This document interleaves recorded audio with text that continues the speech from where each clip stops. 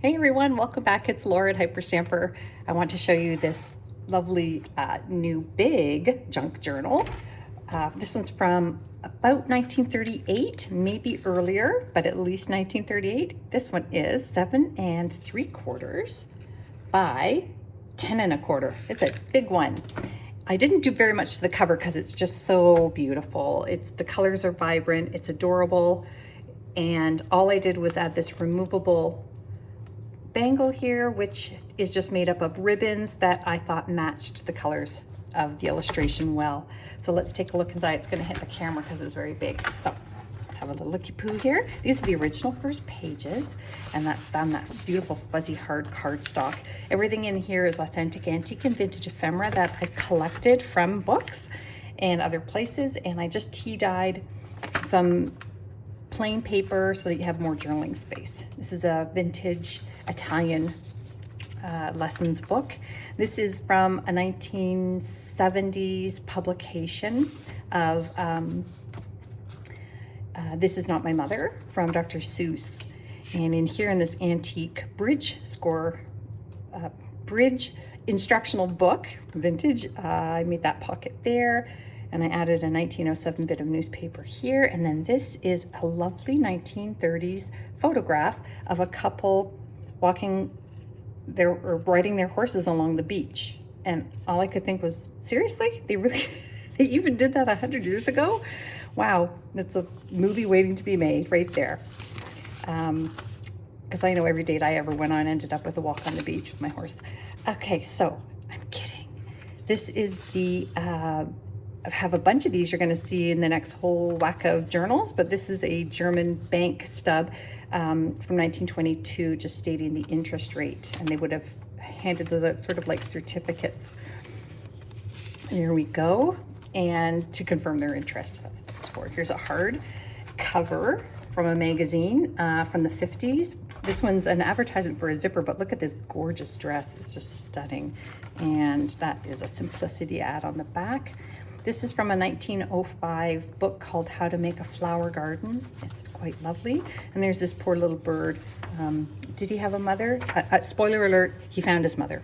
And it ends really well, so you don't have to be upset by that. There's another Italian lessons book page. It's quite lovely landscape there. And this is the original second page of the book that had the inscription to Betty at Christmas 1938. And I just think that is so sweet, and where she was from, and just I added a beautiful little sentiment here from Tony's scrapbook from the 30s as well. Vintage flower that I made out of antique paper, and this is an original vintage hanky. It was never purchased, so it's in its original condition. It's really quite lovely. And this is a vintage doily that I turned into a pocket, and that's all mounted on top of this children's book page called The First Snow from the 30s. This is a 1974 Garden Seeds book, so vintage, almost 50 years old there, which really scares me because I don't think of the 70s as vintage, but they are. This is from a 1928 Billboard magazine. September 8th, 1928, and the ads are awesome. They're just hilarious, and I hope you enjoy that if you are the new owner of this book.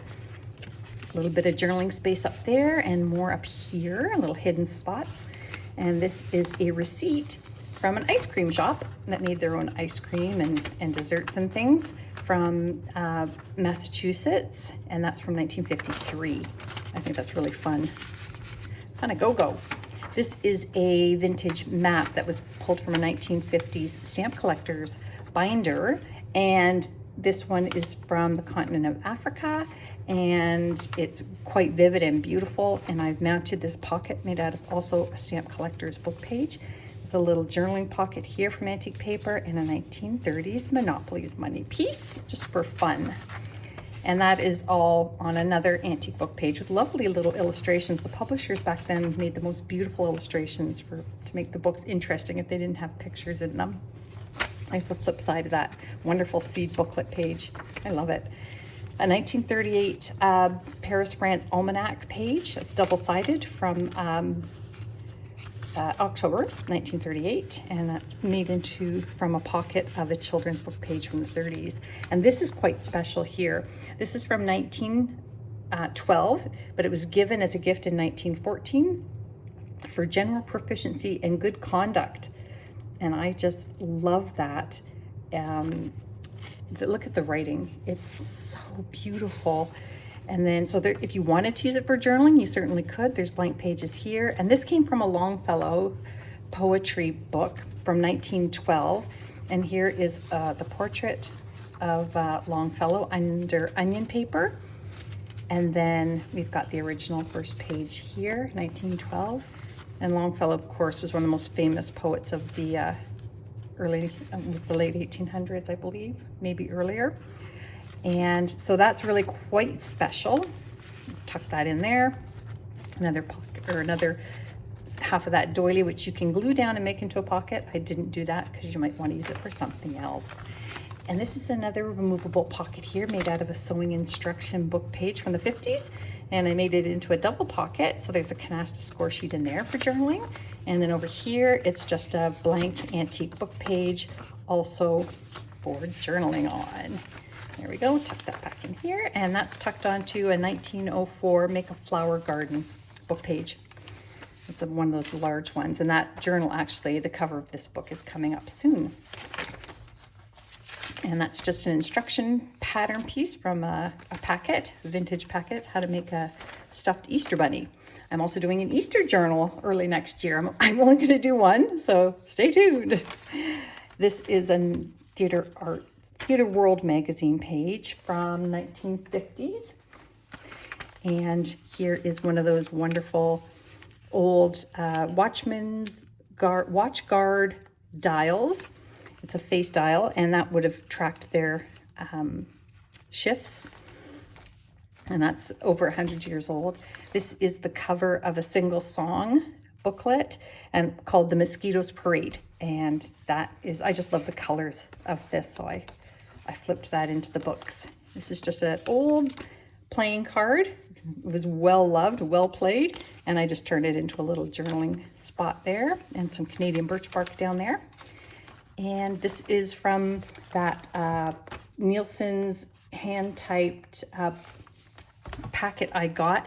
I had somebody say that this looked like it was stained with chocolate instead of tea. I did not color this in any way. This was how I received it. Kind of, I love it. I wish it was scratch and sniff so I could smell the chocolate. I have a problem. Okay, over here in this little sweetheart pocket I made, and there's a little hidden spot there for a little tag.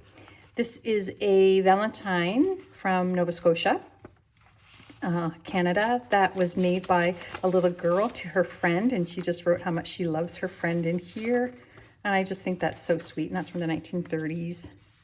Sorry, I'll just leave that aside here. And this is from 1892, Demarest's Family Magazine, and these are 4 images of famous portraits. We have them here and on the back. Really quite spectacular. Super old. And then these are 1926 scrapbook pages. They're so brittle that I couldn't fold them, and I recommend you don't either if you own this journal. But I did put some vintage stamps on there just to make them a little more pretty. And this is a fantastic, let me say that again, fantastic postcard. Look at this from the 1920s. I can tell by the type here. Just so colorful, and it's got the sunset and the buildings, and it's lovely. I don't think you could beat that today. Just fantastic. This is a botanical book from the 60s page. Lovely colors in there. And then you'll see this here is from a needlework magazine, how to make twin cardigans, proved by newlyweds, because all newlyweds wear matching clothes, because, you know, yeah. This is a full color plate, one of the last ones I have, from that Polish embroidery book from 1955. And this is a stunning one. I think it's just lovely. Super duper. And the flip side, another antique page, just covering up some boring type there, which you can journal on. And that brings us to the end. So I'm putting that up on Etsy now, hyperstamper.etsy.com. I hope you will visit and see the other dozens of journals I have. Don't forget to subscribe.